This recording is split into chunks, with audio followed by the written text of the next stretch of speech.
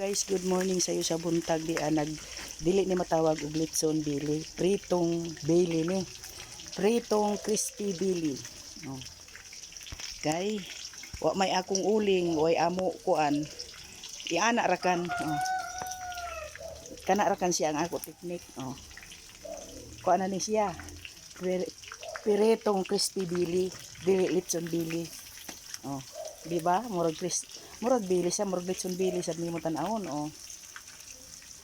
Tapos tay sinugba sa kilid Grabe, dagan-dagan ko kay mutapsik man ang uwil. Delikado. Sus, basi malapwa.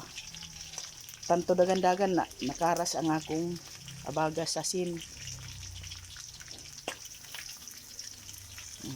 Di ba? Murag hapon na og kaning litson bili. Pero lamang kay uwil ang ako giluto. Kuana na. Pritong crispy bili.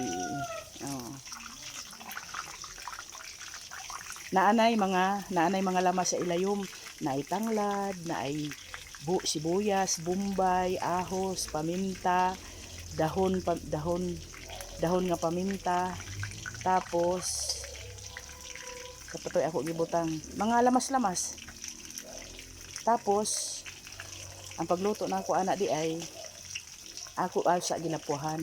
Ang tubig ako timplahan akong tuyo, mga seasoning, mga lamas.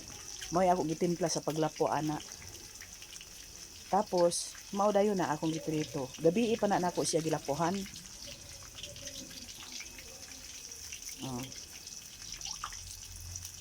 Tapos karon akong giluto na.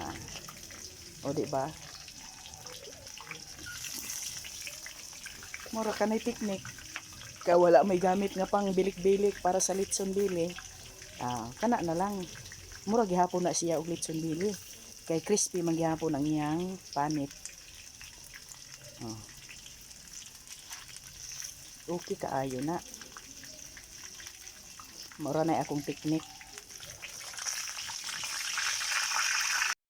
Luto na ang akong pritong crispy bili. Wow. Bisan asa nga parte crispy. Ana ra maglitson bili, maglitson bili himuon ra kan pritong crispy bili kay may mga gamiton sa bili nga uling. Pero ang mga ingredients maura sa bili. Maura sa litson bili.